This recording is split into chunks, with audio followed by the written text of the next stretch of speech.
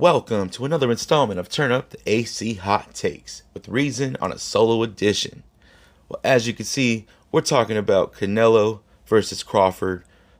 Allegedly, reportedly, they've been agreed that to have a fight going on in September. Well, nothing's official yet. These are rumors that have been circulating, and rumors have been picking up a lot lately. Truthfully, this fight I didn't have interest in seeing when it was first talked about. Whenever it was first started talking about it, I just didn't see it.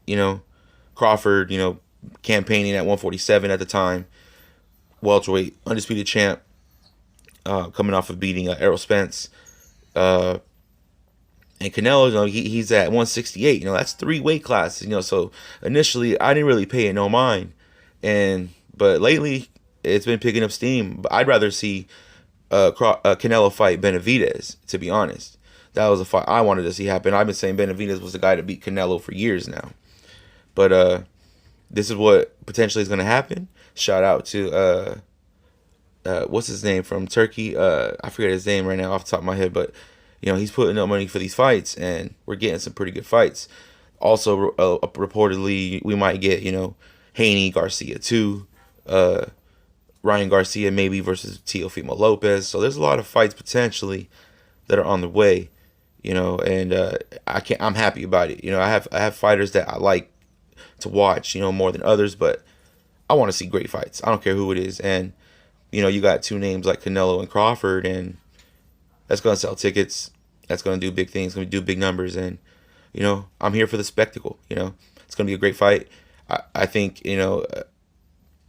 you got two great fighters. Canelo, he is what he is, one of the greatest Mexican fighters ever. Some people say he's the greatest Mexican fighter there is. I do not believe that, but I do believe you have to mention his name in the conversation. He's 61-2 and 2 draws, I believe.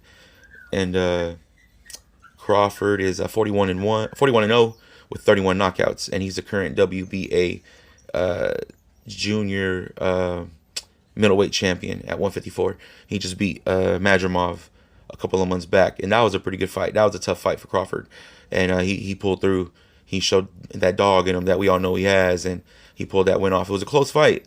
Some people try to say Crawford lost. I do not believe that. Crawford won the fight. It was a close one, though, but I do think Crawford won. Canelo, he's been somewhat active lately. He'll fight his fights. You know what I'm saying? He'll do the Caleb Plants. He'll do fights that I think he believes he's going to win. In the last few years of his career, I don't think anybody he's fought lately, other than Bivol, really had a chance to beat him. And I think that's what Canelo's doing right now. He thinks he's going to beat Crawford, and he's going to get a big payday to do it. Otherwise, why would he take the fight? And, on Crawford's side, this is a big payday for him. But, if Crawford pulls this fight off, there's going to be some serious talk about where he stands amongst the all-time greats, amongst the greatest of the sport. And if Crawford can go in there and pull this one off, going up in a year, 3 weight classes. He had his fight at 154 against Madrimov, won a belt there, and then jumps up 2 more weight classes to go beat Canelo, a guy who's fought at light heavyweight. That would be definitely the biggest thing that Crawford's done in his career. That would be something that puts him in serious talks as potentially one of the greatest fighters ever, or is he the greatest fighter ever? Like, he's going to be in that. There's going to be serious talks if he's able to go and pull this fight off. Now, does that happen? It's an uphill battle. Let's be honest. Canelo's been fighting bigger guys for the majority of for his whole career, basically. He's fought at 175 at light heavyweight. He's been in there with guys like Triple G 3 times. He's, I criticize Canelo a lot. I do, because he's too good. He's too great to be wasting his time taking fights that we know he's gonna win easily. Like Munguia, I didn't think Munguia had no shot. Come on now, Berlanga, I didn't think he had no shot. That was a payday for both of them. Neither one of them did anything to deserve that fight, but they got it because Canelo knew he's gonna get defended taking this fight by his fans, and it's a big fan base. He's been the cash cow in boxing for a decade, and you know his fans are going to support anything he does. They don't want to see him lose. They don't want to see him lose, But he's too great to be taking those fights, and you know, this fight is definitely a fight where can't nobody be mad that he's taking. Like, you got Terrence Crawford, a guy who's undefeated. He's been in the top of the pound for pound rankings for his whole career, basically. He's been undisputed in 2 weight classes. He beat Errol Spence decisively. He stopped Sean Porter. No one ever stopped Sean Porter. He went up to 154 straight up and beat Madrimov, who was no pushover. Madrimov, one of the better guys in that division. He had a belt. I mean, he was WBA champ, and Crawford beat him. So, can Crawford go up and really do this? This is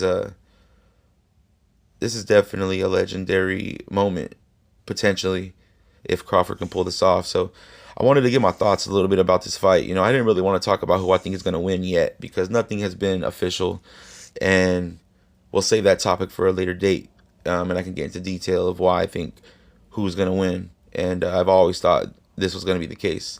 And as I look at it more, I truly believe that who I think is going to win is going to be the winner of the fight. And I think it's going to be an incredible event. I hope they're able to put, if it's around September, I hope they're able to put maybe Ryan Garcia and Haney 2 as the co-main event, or Ryan Garcia and Teofimo as the co-main event, something like that. And then, fill out the card with some other pretty good fights. I mean, those 2 fights alone, like, it's worth the price of admission. I'm paying for that pay-per-view. Feel me? So, yeah, man, I think it's going to be a amazing event. And we'll talk more about the actual fight itself as we get closer to the date. I just wanted to drop my thoughts a little bit about, this going on, and, and what that potentially means for the sport. I mean, the sport is, I think, is moving in a positive direction. We're getting a lot of pretty good fights. We're getting Bivol and Better BF2, late February. We just got Tyson Fury and Usyk. You know what I'm saying? That was a great fight. Shout out to Usyk. I think he's pound for pound number 1. And then I got Inoue at number 2. And then Crawford at number 3. But if Crawford goes in and beats Canelo, he's number 1, period. End of discussion. And he can walk away if he wants to after that. Yeah, and then coming up in February, we got David Benavidez and David Morrell. You know what I'm saying? So I think boxing's in a great place. That card is pretty good as well. You got guys like Pitbull on it, Ramos. You know what I'm saying? I think it's gonna be a pretty good fight, pretty good card too. So we got boxing in a great place, and we hope and pray that it continues to become with these good fights. As a matter of fact, I'm gonna be at the weigh-in for Benavidez and Morrell. I'm gonna record and do a lot of video there, and then I'm gonna post it. You know what I'm saying? As soon as I can, when that time comes. So look out for that coming soon. Once again, this is Reason. I just wanted to drop my thoughts about this fight a little bit, and then as we get a little bit closer, I'll actually talk about the in-ring stuff of who I think is gonna win, and and stuff like that. So until next time, this has been Reason. Turn up the AC hot takes. Canelo, Crawford coming soon. Hopefully, boxing in a great place for 2025. Until next time, we're out.